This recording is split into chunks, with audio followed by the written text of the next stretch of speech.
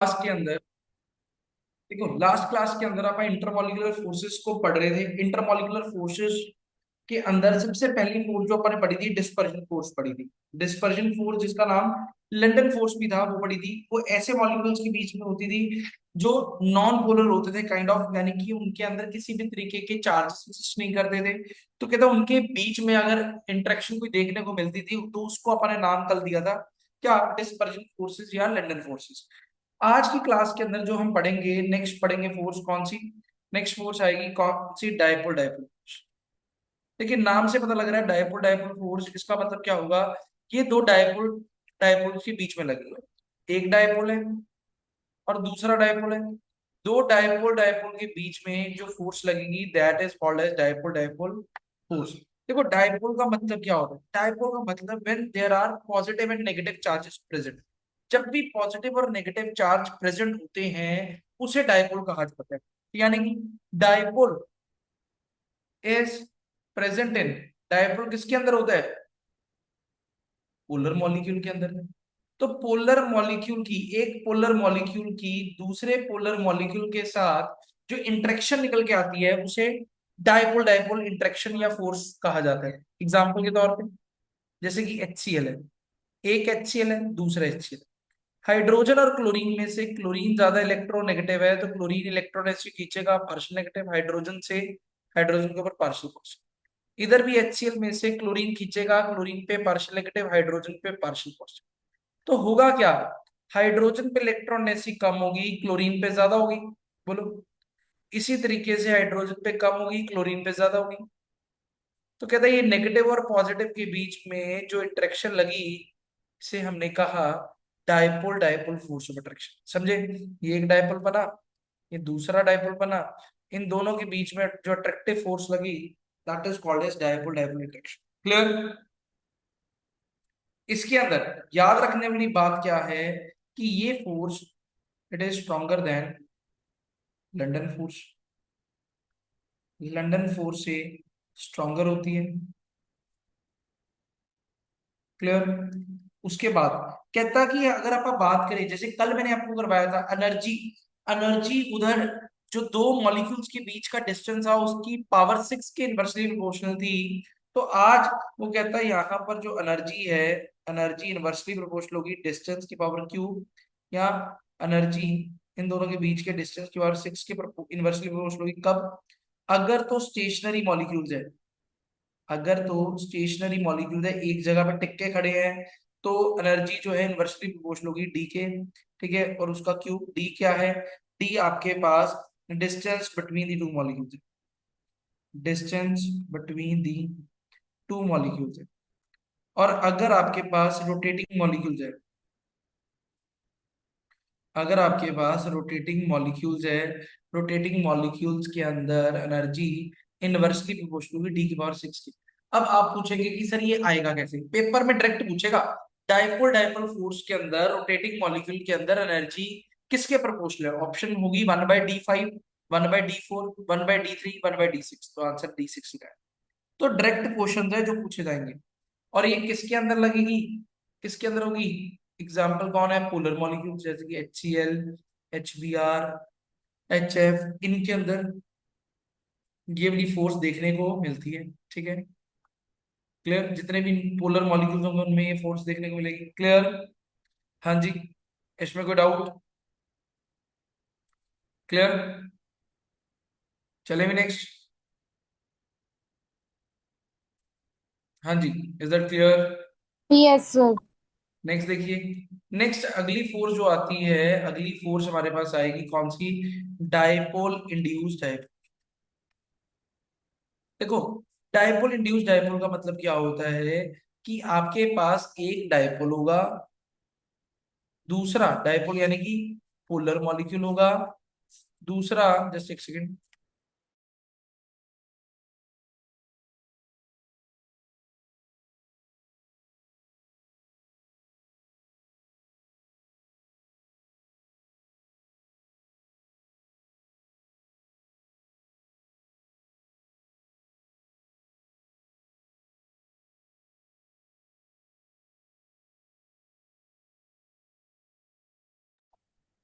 देखो भाई, डायपोल जो होता है वो क्या होता है, पोलर मॉलिक्यूल होता है। डायपोल क्या है, पोलर मॉलिक्यूल के अंदर आता है ना। एक आपने क्या लेना है, non polar, non polar molecule लेना है। नो चार्जेस, जिसके अंदर कोई चार्जेस नहीं होंगे। कहता होगा क्या, जो पोलर मॉलिक्यूल है जिसके अंदर चार्जेस है, यहां देखो जिसके अंदर चार्जेस हैं, पॉजिटिव और नेगेटिव चार्ज है, अगर उसको अगर उसको नॉन पोलर मॉलिक्यूल के पास में लेके जाया जाए, तो वो नॉन पोलर के अंदर भी क्या कर देता है, डाइपोल को इंड्यूस कर देता है। यानी कि उसमें भी क्या कर देगा, डायपोल बना देगा। यानी कि वो नेगेटिव वाला एंड पॉजिटिव वाला एंड को इधर ले आएगा, नेगेटिव वाले इलेक्ट्रॉन्स को उधर भेज देगा। तो ये हमारे पास जो चीज बनेगी, this is called induced dipole. यानी कि हमने दोनों डायपोल नहीं लिए, हमने एक डायपोल लिया, दूसरा नॉन पोलर लिया। जो डायपोल लिया उसने दूसरे वाले को भी डायपोल की तरह बना दिया। ऐसी इंटरेक्शन को कहा जाता है डायपोल इंड्यूस्ड डायपोल। किसके बीच में लगती है, पोलर और नॉन पोलर के बीच में। क्या है बात, समझे? बोलो। हाँ जी सर। ठीक है। Yes sir. तो इसका मतलब पेपर में आपको ये क्वेश्चन और कैसे पूछा जा सकता है, पेपर में वो ये भी कह सकता है कि पोलर मॉलिक्यूल के अंदर, मैंने कहा पोलर और नॉन पोलर के बीच में, पोलर पोलर कौन से होते हैं, विच हैव डायपोल मूवमेंट, जिनका डायपोल मूवमेंट क्या हो, कुछ हो, यानी कि नॉन जीरो हो, और साथ में जिनके अंदर कुछ ना कुछ डायपोल मूवमेंट हो, जीरो हो।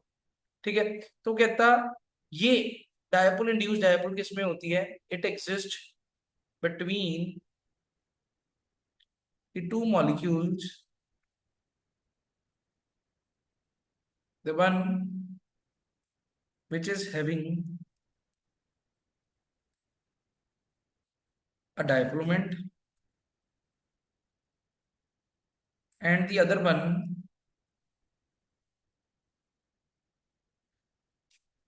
which has,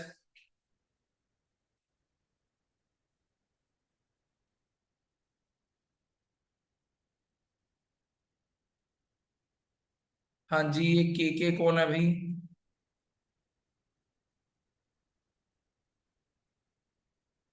and the one which has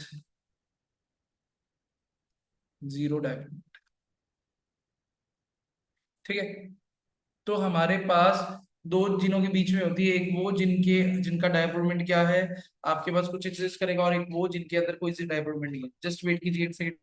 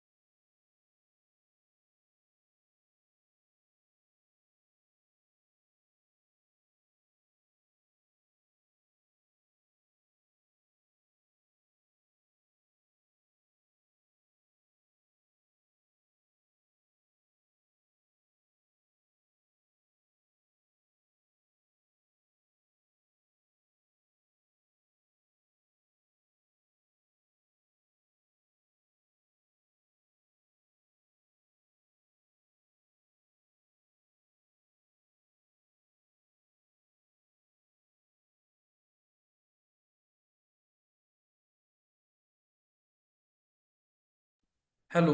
हाँ जी। देखो भाई, तो ये बात होगी। अब अगली चीज अगर अपन बात करें इसके अंदर एनर्जी, जैसे बाकियों में कर रहे थे एनर्जी का क्या रिलेशन है, इसके अंदर देखो भाई, इसके अंदर वो कहता है जो एनर्जी होती है वो इनवर्सली प्रोपोर्शनल होती है किसके, डिस्टेंस जो है उसकी पावर सिक्स के। जो दो मॉलिक्यूल्स के बीच का डिस्टेंस है उसकी पावर सिक्स इनवर्सली प्रोपोर्शनल है किसके, एनर्जी के। क्लियर? बोलो, इसमें कोई डाउट? Yes sir. तो सर ये, डी डिस्टेंस। हाँ जी, डी डिस्टेंस, हाँ D distance okay. Distance between the two molecule. देखो ये बहुत इंपॉर्टेंट है, ये जो मैं रिलेशन करवा रहा हूँ ना, ये पेपर में डायरेक्ट पूछेगा। एग्जाम्पल किसमें मैंने बताया, एक पोलर होना चाहिए, दूसरा नॉन पोलर होना चाहिए। एग्जाम्पल देखो, जैसे कि एक मान लो HCl ले लिया, दूसरा CO2 ले लिया, एक NH3 ले लिया, दूसरा H2 ले लिया। ऐसे कोई भी लो, इनके अंदर कौन सी फोर्स लग रही होगी? Dipole induced dipole. क्लियर? हाँ जी, इज दैट क्लियर? इसमें कोई doubt? No no sir. Sir. तो ये फॉर्मूला सेम उसमें भी लग रहा था ना, डाइपोल डाइपोल फोर्स में, हाँ जी, रोटेटिंग मॉलिक्यूल में। दोबारा उसमें भी बोलना, सेम फॉर्मूला हम था क्या ये, कह रहे हैं, आराम से डाइपोल बोलो। डाइपोल, डाइपोल डाइपोल फोर्स में रोटेटिंग मॉलिक्यूल में भी सेम फॉर्मूला था ये। नहीं नहीं, रोटेट, हाँ रोटेटिंग में भी D6 था, स्टेशनरी में D3 थी वैल्यू। ठीक है, ओके। चले नेक्स्ट देखो भी, हाइड्रोजन। हाइड्रोजन बॉन्डिंग की बात करें, देखो हाइड्रोजन बॉन्डिंग मेरे को लगता है मोस्टली पता होती है सभी को। हाइड्रोजन बॉन्डिंग कब होती है? हाइड्रोजन बॉन्डिंग ना, आपके हाइड्रोजन, एक मॉलिक्यूल का हाइड्रोजन एटम दूसरे मॉलिक्यूल का, फ्लोरीन, ऑक्सीजन या नाइट्रोजन, इनके बीच में अगर अट्रैक्शन होगी, वो अट्रैक्शन कौन सी होगी? हाइड्रोजन। तो हाइड्रोजन बॉन्डिंग सिर्फ हाइड्रोजन और इन तीन एलिमेंट्स के बीच में लगती है। ठीक है, स्ट्रॉन्गेस्ट फोर्स है among all the interactive forces. ठीक है, अगर आप बात करें हमारे पास इसके अंदर किस तरीके की फोर्सेस रहती हैं, बॉन्ड एनर्जी की बात करें तो बॉन्ड एनर्जी क्या होती है? तो बॉन्ड एनर्जी, जो बॉन्ड बनता है उसकी एनर्जी क्या रहती है? Lies between 10 to 100 kilo joule per mole. इतनी बॉन्ड एनर्जी होती है जो बॉन्ड बनता है हमारे पास। ठीक है, उसके बाद types, types of hydrogen bonding, दो तरीके से हाइड्रोजन बॉन्डिंग रहती है, इंटरमॉलिक्यूलर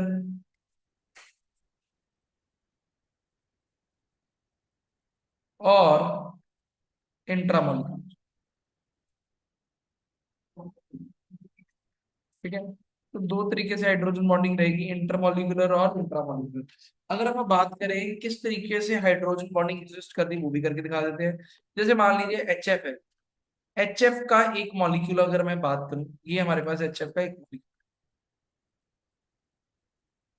ठीक है, ये HF दूसरा है, तो HF का फ्लोरीन दूसरे HF के हाइड्रोजन के साथ इंटरेक्शन करेगा। सिमिलरली इधर HF फ्लोरीन हाइड्रोजन के साथ इंटरेक्शन करेगा। इसी तरीके से HF इधर का फ्लोरीन दूसरे के H के साथ। तो ये क्या है? आपकी हाइड्रोजन।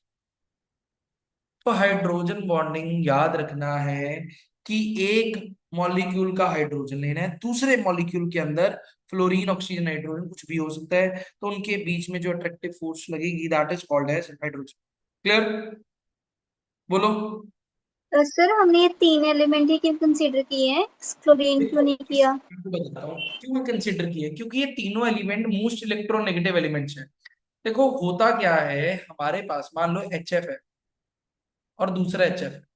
अगर फ्लोरीन सबसे ज्यादा इलेक्ट्रोनेसी खींचेगा तो हाइड्रोजन पे पार्शियल पॉजिटिव, फ्लोरीन पे पार्शियल नेगेटिव। इधर भी फ्लोरीन अगर खींचेगा तो पार्शियल नेगेटिव पार्शियल पॉजिटिव। अगर ज्यादा इलेक्ट्रोनेगेटिव एलिमेंट लगे होंगे, फ्लोरीन, ऑक्सीजन, नाइट्रोजन, तो जो चार्जेस डेवलप होंगे बहुत ज्यादा आएंगे। अगर चार्जेस नेगेटिव पॉजिटिव चार्ज ज्यादा डेवलप होएगा तो उनके बीच में स्ट्रॉन्ग अट्रैक्शन होगी। तो स्ट्रॉन्ग अट्रैक्शन को आप हाइड्रोजन बॉन्ड कहते हैं। तो इसलिए आपने हाइड्रोजन बॉन्ड के अंदर सिर्फ तीन एलिमेंट्स लिए, फ्लोरीन, ऑक्सीजन, नाइट्रोजन। समझे? जी सर। इसमें कोई डाउट बताइए, इसके अंदर कोई डाउट या कंफ्यूजन किसी भी तरीके का? No sir. अब सर यहाँ, इंट्रामॉलिक्यूलर की एग्जांपल, हाँ जी, इंट्रामॉलिक्यूलर की। मैं वही कराने लगा हूँ, टाइप्स करने लगे हैं। देखो, इंटरमॉलिक्यूलर और इंट्रामॉलिक्यूलर दो मैंने एग्जांपल्स लिखी, इंटरमॉलिक्यूलर हाइड्रोजन बॉन्डिंग और इंट्रामॉलिक्यूलर हाइड्रोजन,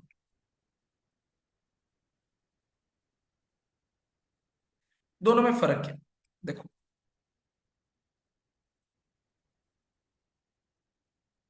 देखो इंटर का मतलब क्या होता है? इंटर का मतलब होता है दो डिफरेंट, दो मॉलिक्यूल्स के बीच में।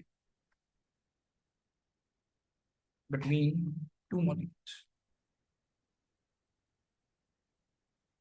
ठीक है, और इंट्रा का मतलब होता है with in the same molecule.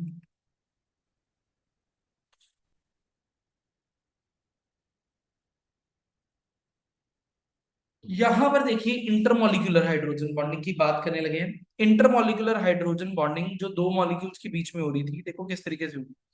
यहां पर देखिए, अब मान लो जैसे मैंने अभी कहा, एक एच है दूसरा एच, इन दोनों के बीच में जो इंटरेक्शन लगी, एक एच की दूसरे एच के साथ इंटरेक्शन जो है इंटरमॉलिक्यूलर है।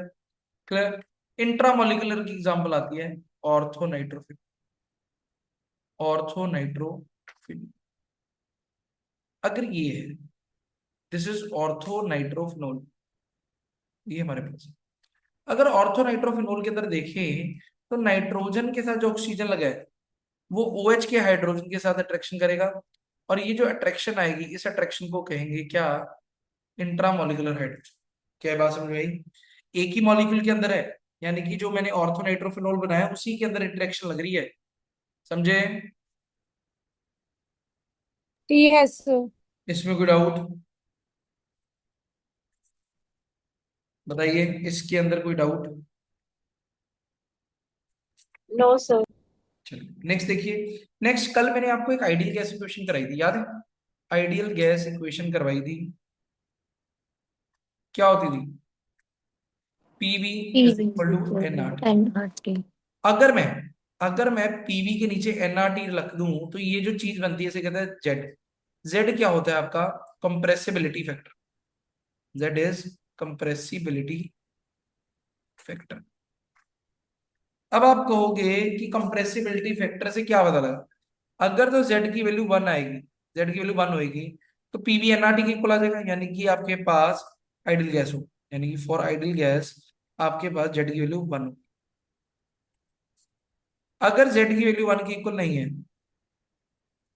तो आपके पास वो नॉन आइडियल गैस होगी, फॉर नॉन आइडियल गैस हो जाएगा। क्लियर? बोलो, इज दैट क्लियर? तो अगर z की value not equal to one है, यानी कि वन नहीं है, तो क्या होगी? या तो z की वैल्यू वन से बड़ी होगी या z की वैल्यू वन से छोटी होगी। कहता अगर z की वैल्यू वन से बड़ी है, अगर z की वैल्यू वन से बड़ी है तो आप क्या कहेंगे, क्या है? पॉजिटिव डेविएशन है।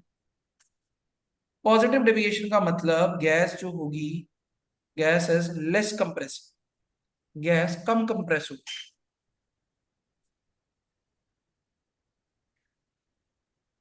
ठीक है, अगर z लेस देन वन है यानी कि नेगेटिव डेविएशन है। नेगेटिव डेविएशन का मतलब जो गैस है more compressible, gas is more compressible.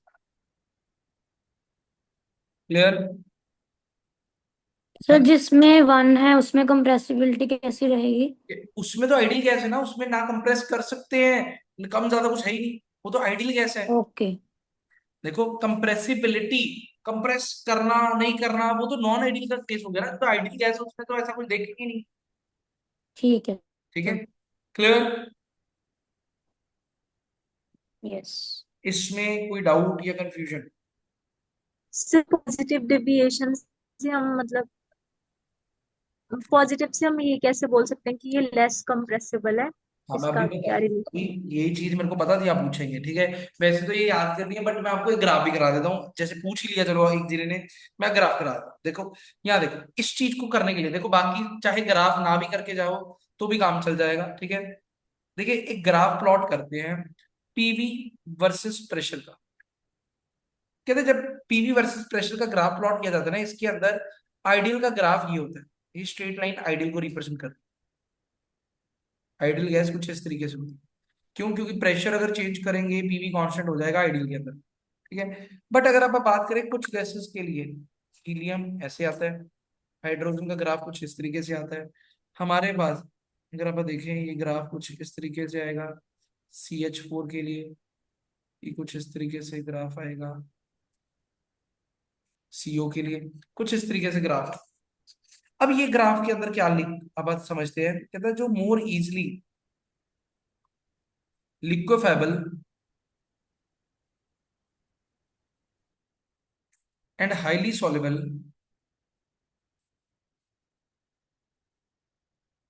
Gases जो होती हैं shows larger deflection या deviation। ठीक है, अब यहाँ इसका मतलब क्या होगा? कहता है जो गैस आसानी से लिक्विफाई हो जाती है, आसानी से जो लिक्विफाई हो जाती है मतलब वो कंप्रेस कम हो रही होगी, है ना। जो आसानी से लिक्विफाई हो ही जा रही है, लिक्विड ऑलरेडी बनी जा रही है, तो उसको कंप्रेस करना मुश्किल होएगा ना, ऑलरेडी लिक्विड बन रहा है वो। ठीक है, जो हाईली सॉल्युबल गैस है उसकी डिफ्लेक्शन ज्यादा होगी, यानी कि ज्यादा का मतलब तो उसके अंदर जेड की वैल्यू ग्रेटर देन 1 आएगी। जेड की वैल्यू ग्रेटर देन 1 का मतलब वो gas gas that gas will be less compressible, वो कम कंप्रेसिबल होगी। क्यों कंप्रेसिबल कम होगी? वो तो खुद ही क्या हो जा रही है, खुद ही लिक्विड में कन्वर्ट हो जा रही है। तो खुद ही लिक्विड में कन्वर्ट हो जा रही है तो तुम्हें कंप्रेस करने की जरूरत ही नहीं, तो लेस कंप्रेसिबल है। बट अगर क्या है, अगर डिफ्लेक्शन कम है, डिफ्लेक्शन अगर कम है तो वो गैस आसानी से लिक्विफाई नहीं होगी, लिक्विफाई नहीं होगी दैट मीन्स वो क्या है, वो क्या है, गैसियस स्टेट में रहेगी, तो वो कंप्रेसिबल ज्यादा रहेगी। क्लियर? बोलो। सर इसको हम उससे रिलेट कर सकते हैं जैसे हम नॉन आइडियल सॉल्यूशन की बात अब वैसे करते हैं, ये तो पॉजिटिव डेविएशन। आपको ऐसे बताता हूँ, जेड इक्वल टू 1 है, ये आइडियल का ग्राफ है ना। इसके नीचे जो है, इसके जो नीचे हैं वो क्या है, लेस सॉल्युबल है। इसके नीचे जो है जेड लेस देन 1 वाले हैं, यानी कि लेस सॉल्युबल है। अगर लेस सॉल्युबल है तो मोर कंप्रेसिबल है। ऊपर की बात करें, जेड ग्रेटर देन 1 है, पॉजिटिव वैल्यू है, मोर सॉल्युबल है, लेस कंप्रेसिबल है। समझे? Yes sir. इसमें कोई डाउट? ठीक है, अब यहाँ पर देखो थोड़ा सा चीज ऑब्जर्व करते हैं। जो हमारे पास बात करें कार्बन मोनोऑक्साइड की, कार्बन मोनोऑक्साइड का ग्राफ देखो ये वाला। कार्बन मोनोऑक्साइड जब प्रेशर कम था वो नेगेटिव डेविएशन शो कर रहा था, जब जैसे ही प्रेशर बढ़ाया उसने शो डेविएशन कैसे की, पॉजिटिवली। क्लियर? ठीक है, तो यहाँ लिख भी लो, CO at low pressure shows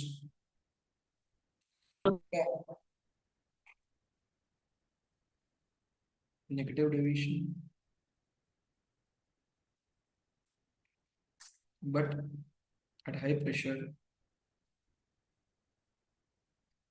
it shows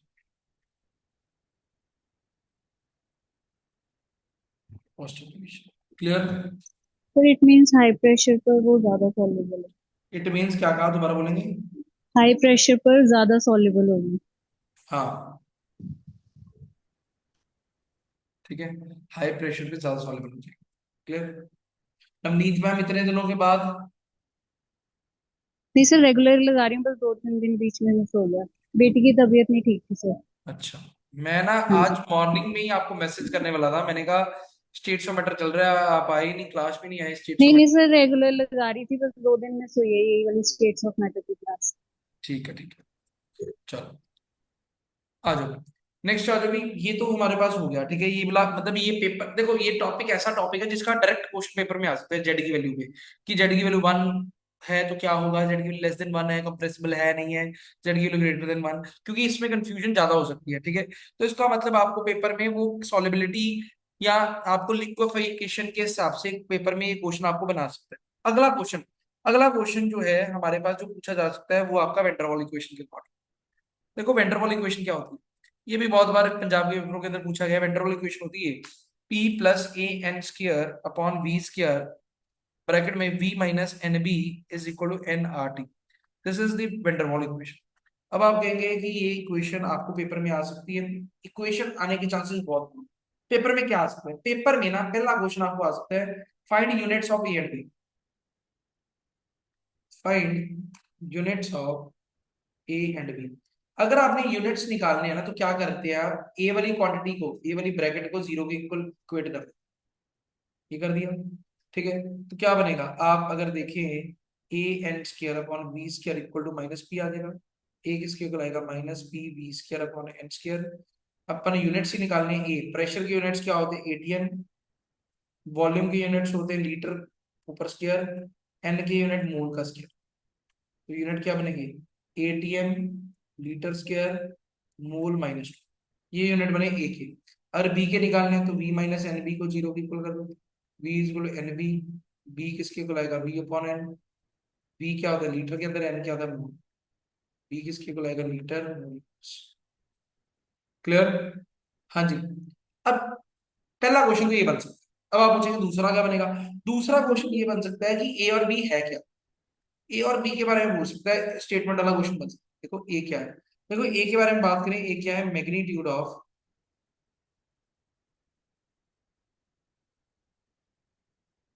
attractive force between gas, gas molecules के बीच में कितनी अट्रैक्टिव फोर्स है उसको मेजर करने के लिए ए यूज करते हैं। बी क्या है, एक्सक्लूडेड वॉल्यूम।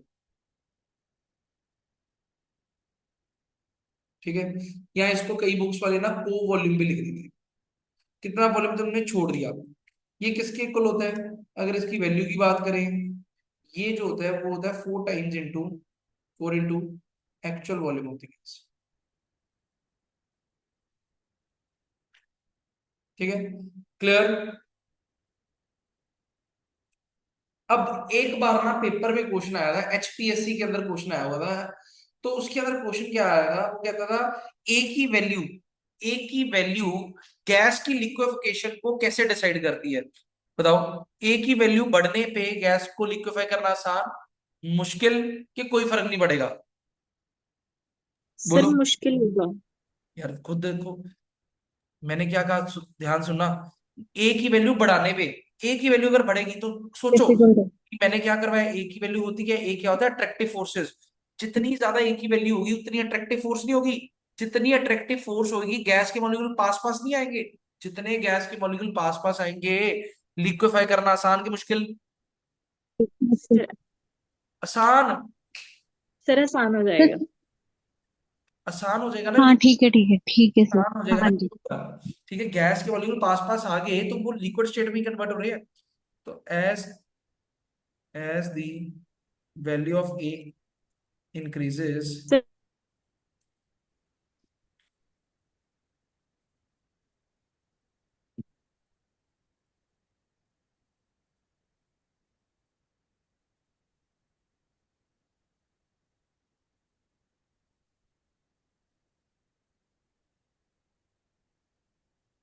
क्लियर हो जाएगा भाई। सर एक बार बी बता दो दोबारा। मैं समझा नहीं, क्या बता दूं। बी। बी, बी, बी देखो, बी क्या है, एक्सक्लूडेड वॉल्यूम। एक्सक्लूडेड वॉल्यूम का मतलब हमारे पास जो कंटेनर के अंदर आप इक्वेशन लगाते हैं, गैस की इक्वेशन है तो गैस कंटेनर में होगी, तो कहता हमारे पास जितना गैस के, जितना गैस, क्या हो गया भाई, माइक तो ऑफ कर लीजिए, जितना गैस का वॉल्यूम है उसका 4 गुना अगर अपन कर दे तो वो एक्सक्लूडेड वॉल्यूम आ जाता है, ऐसा वॉल्यूम जिसको अपन ने कंसिडरेशन में नहीं लिया, तो बी उसको मेजर करता है। ठीक है, बी वो वॉल्यूम है जिसको हमने अंडर कंसिडरेशन ही नहीं लिया, वो कंसिडरेशन नहीं लेने वाला वॉल्यूम कौन सा होता है, गैस का जितना मॉलिक्यूल है उसका 4 गुना।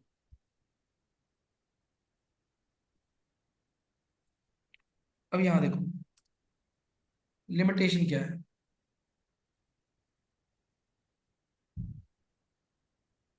This equation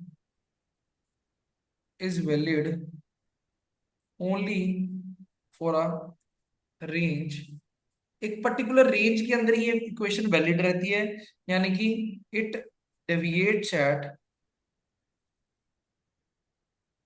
high pressure and low temperature.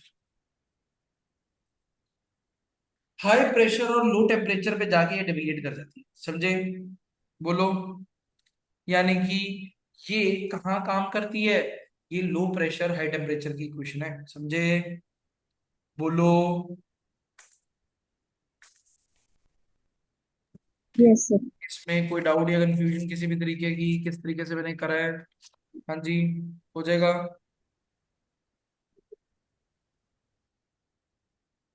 Ji sir. ठीक है, सर ये हाई टेम्परेचर और लो प्रेशर पे वर्क करती है। कैसे?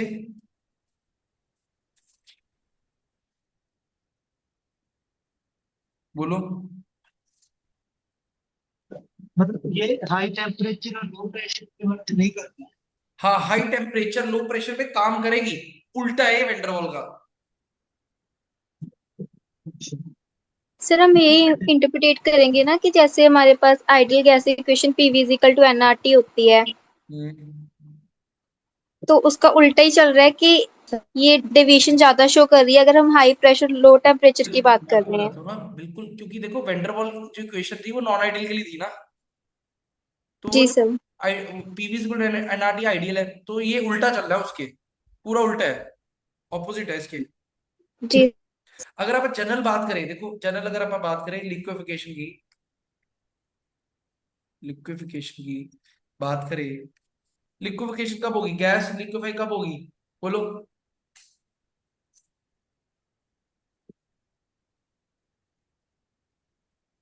गैस लिक्विफाई कब होगी? सर जब प्रेशर ज्यादा होगा। प्रेशर बढ़ेगा। प्रेशर ज्यादा होगा, टेम्परेचर क्या होगा? कम होगा। कम। टेम्परेचर कम होगा। एक और चीज होगी, एक चीज जो मेन चीज तो बोली नहीं आपने, जब इंटरमोलिकुलर फोर्सेस वीक हो जाएंगी। वीक हो जाएगी, यार क्या बात, strong strong strong. Strong strong sir, जब सारा कुछ क्लोज करा के आएंगे। एंड में वंडरवॉल फोर्सेस इंक्रीज करेंगी। सारा हाँ। गड़बड़ कर देते हो आप, सारी कहानी में से कंफ्यूजिंग है सर ये थोड़ा सा ना। सामने जेडे बैठे हैं वो भी हंस रहे हैं कि वो क्वेश्चन टेस्ट बना रहे हैं आपका, बैठे क्या कहते हैं, वो भी हंस रहे हैं कि उनको याद हो गया ये गलत बताई जा रहे हैं। तो देखो भी, liquefaction of gas takes place when intermolecular forces increase करेगी ना, intermolecular forces, force of attraction becomes so high that it exists in liquid। ठीक है, यही होता है। तो लिक्विफिकेशन कैसे होगी? कैन बी डन बाय क्या? इंक्रीजिंग प्रेशर,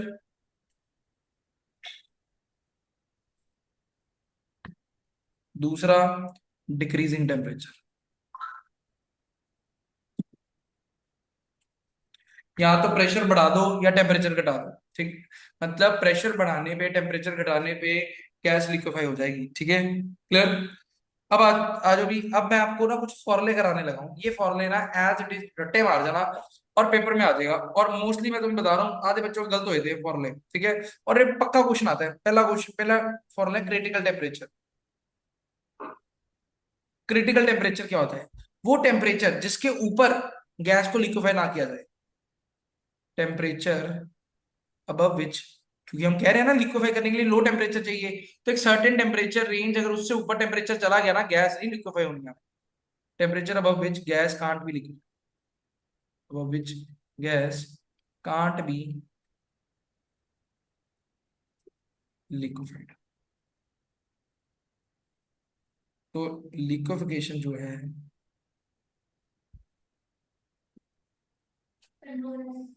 डायरेक्टली प्रोपोर्शनल, मतलब टीसी को डिपेंड करेगा क्रिटिकल टेम्परेचर पे।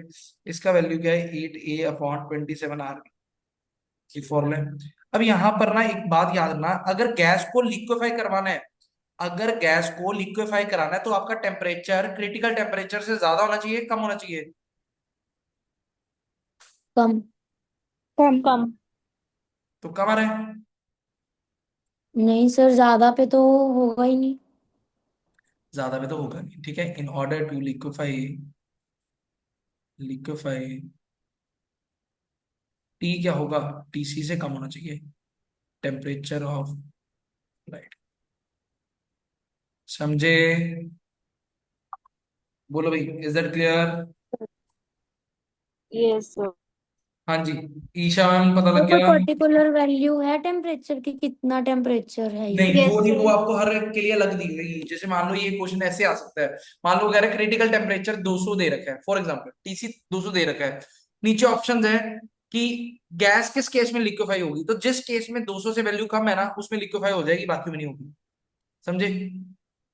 तो 200 पे होगी या नहीं? 200 है, 200 पे होगी या 200 नहीं? पे भी हो जाएगी। क्रिटिकल टेम्परेचर पीक वो है, वैल्यू थ्रेशोल्ड वैल्यू, उस पे भी हो जाएगी। अच्छा, 200 से ऊपर नहीं होएगी? नहीं, उसके, 200 होगा तो हो जाएगी। हाँ। ठीक है। अगला देखो, सेकंड, क्रिटिकल प्रेशर। हाँ जी ईशा मैडम, पता लग रहा है आपको? आज वाला सर समझ हाँ लग जी, रहा है? आज कल से थोड़ा बेटर यस आ रहा है सर। समझ। ठीक है, तो घबराओ ना, कोई बात नहीं, ठीक है। सारों को मैं यही कहना चाह रहा हूँ, कल मेरे को ईशा मैडम का फोन आया कि सर जी औखा ही बड़ा काम, किसका किधर लिंक जुड़ रहा है पता ही नहीं लग रहा। तो भाई पता क्या है, मैंने इनको भी यही बात समझाई, देखो अगर कराने को मैं भी सोखा सोखा करा दूं, आप भी कहोगे बड़ा मजेदार है, बड़ा मजेदार, बट उसका पेपर में जाके बेनिफिट ही कोई नहीं होना। तो ये सारी चीजें ये मैं अपनी तरफ से नहीं बना रही, एक्चुअल अगर आप पेपर देखेंगे ना, पेपर में पूछा गया है। ठीक है, पेपर का लेवल आप देखो, पूछे हुए हैं क्रिटिकल टेम्परेचर क्या है, बॉयल टेम्परेचर क्या है। जब पेपर आप देके आओगे ना, तब आप मेरे को दुआएं दोगे कि यार अभिषेक सर ने तो करा दिया, उस टाइम चाहे रोवाया है सर ने, बट अभी सर का पढ़ा हुआ बेनिफिट हो गया अगर आप याद रखें। ठीक है, ये चीजें याद रखें। ठीक है, तो इसलिए घबराओ ना, कोई बात नहीं, होली लेकर के रट्टे लगाते जाओ, समझते जाओ, ऐसी है काम तो। ठीक है, ठीक है सर। तो क्रिटिकल टेम्परेचर, बाकी मैं कौन सा तुम्हें वो कहता हूँ कि मैंने समझाना नहीं, जो मैंने करा दिया वो वही है। तुम्हारे साथ लगा दूंगा, जितने डाउट है कराई जाऊंगा। क्रिटिकल सर प्रेशर, इसमें ना ज्यादा फॉर्मूलाज हैं इसलिए थोड़ा सा लगता है कंफ्यूजन। देखो अब कर कुछ नहीं फॉर्मूलाज। सकते, कर ही कुछ नहीं सकते, इसका आना भी क्वेश्चन सीधा फॉर्मूला ही है। मतलब इसमें उसने कुछ हाँ नहीं जी करना, सर। उसने कहना क्रिटिकल टेम्परेचर के 4 ऑप्शन दे रखी है, उसमें पता क्या होता है, उसमें पेपर में किसी में 27 ऊपर है, नीचे 8 है, और वहां जाके बंदा कंफ्यूज हो जाता है कि यार 27 नीचे था कि ऊपर था, वो दो ऑप्शन देखे, तो ये चीज है, आना ही फॉर्मूला सीधा। रटते हैं सर इसमें बड़े ज्यादा। बट ये बड़ा इंपॉर्टेंट है यार। ठीक है, तो यहाँ देखो क्रिटिकल प्रेशर क्या है, तो कहता है एट क्रिटिकल टेम्परेचर, जो प्रेशर चाहिए होता है, pressure needed to liquefy a gas is called क्या, क्रिटिकल प्रेशर। ठीक है, तो क्रिटिकल प्रेशर की वैल्यू जो होती है A/27 V²। ठीक है, चले, नेक्स्ट आती है हमारे पास critical volume.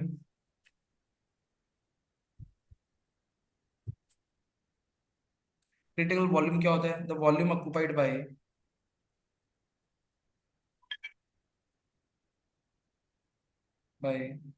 1 mole of gas at TC and PC is called PC। VC की वैल्यू क्या होती है 3B, ये सबसे सोखा फॉर्मूला है। VC किसके इक्वल है 3B के। ठीक है, ये तो याद रह जाएगा। TC की वैल्यू क्या थी, 8A/27 RB, 8A/27 RB, 8A/27 RB। PC की वैल्यू क्या है, A/27 B², A/27 B², और VC क्या है 3 टाइम्स की। ठीक है, क्रिटिकल टेम्परेचर ऐसा टेम्परेचर जिसके ऊपर गैस लिक्विफाई ना हो सके। क्रिटिकल प्रेशर, क्रिटिकल टेम्परेचर के ऊपर जितना प्रेशर चाहिए होगा ताकि गैस लिक्विफाई हो जाए। क्रिटिकल वॉल्यूम, क्रिटिकल टेम्परेचर और क्रिटिकल प्रेशर के ऊपर 1 मोल गैस जितना वॉल्यूम ऑक्युपाई करेगी उसके आप क्रिटिकल वॉल्यूम कह देंगे। समझे, समझे भी? तो सर वॉल्यूम रिपीट करना, डेफिनेशन थोड़ी। क्रिटिकल टेम्परेचर पे, क्रिटिकल प्रेशर पे जितना 1 मोल गैस ने वॉल्यूम ऑक्युपाई किया, ठीक है, उसको आप ठीक है। क्रिटिकल वॉल्यूम कह देंगे। ठीक है, चौथा बॉयल्स टेम्परेचर। सर एक डाउट है। जस्ट एक सेकेंड। हेलो सर, जो क्रिटिकल प्रेशर है उसके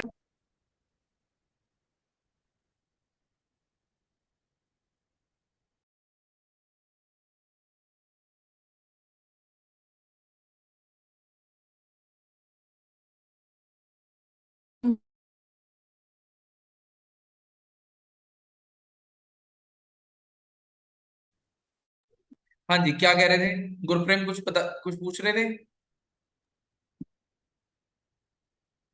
हाँ जी, मैं पूछ रहा था, critical गुरप्रेम आपकी आवाज बिल्कुल नहीं आ रही मुझे। ज्यादा हेलो, क्रिटिकल प्रेशर नहीं हो, क्रिटिकल प्रेशर क्या? क्रिटिकल प्रेशर के ऊपर, उसके ऊपर गैस लिक्विफाई नहीं होगी या नीचे नहीं? मेरे को अभी भी नहीं पता लगा, क्रिटिकल प्रेशर के ऊपर क्या? क्रिटिकल प्रेशर के ऊपर गैस लिक्विफाई नहीं होगी या नीचे नहीं होगी? नहीं नहीं नहीं, क्रिटिकल प्रेशर क्या है? क्रिटिकल प्रेशर की कंडीशन क्रिटिकल टेम्परेचर है। क्रिटिकल टेम्परेचर जब आ गया, उस पे कितना प्रेशर चाहिए गैस को लिक्विफाई करने के लिए, ठीक है? ठीक है, ठीक है, ठीक है।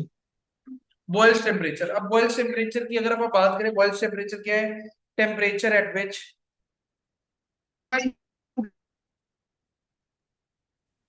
Real gas exhibits ideal gas behaviour,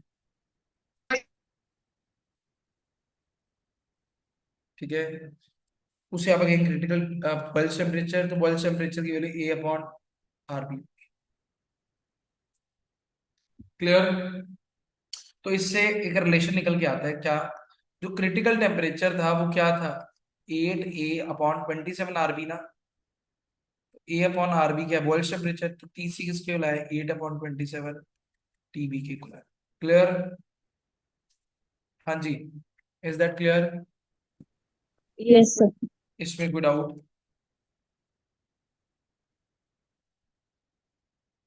बताइए, इसके अंदर किसी भी तरीके का डाउट या कंफ्यूजन किसी भी तरीके की? नो। ठीक है। उसके बाद एक विस्कोसिटी का फॉर्मूला भी देख लीजिए। विस्कोसिटी क्या होती है? गाढ़ापन।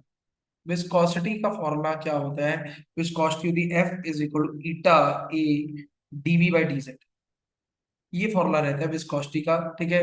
बहुत कम चांस है कि ये आए, ठीक है? विस्कोसिटी की अगर डेफिनेशन की बात करें, रेजिस्टेंस होती है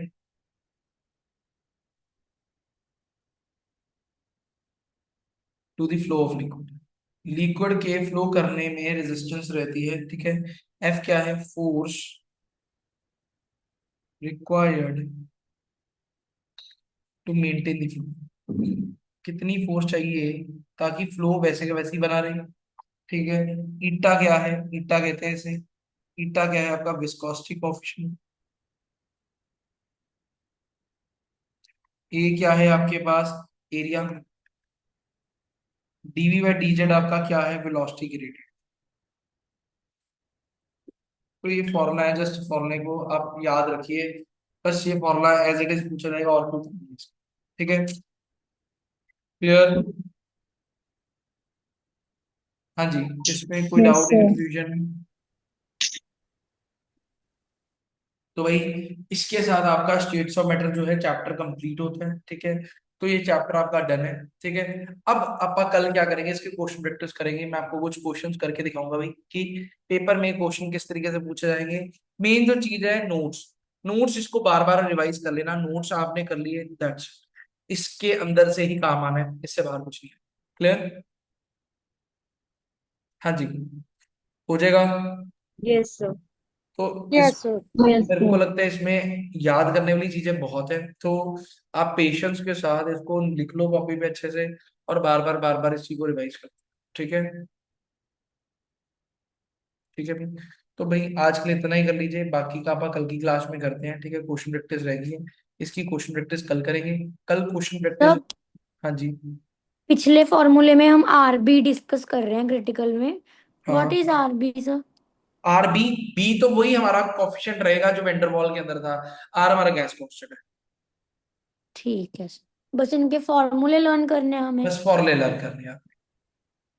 ओके। सर एक ना आपने कल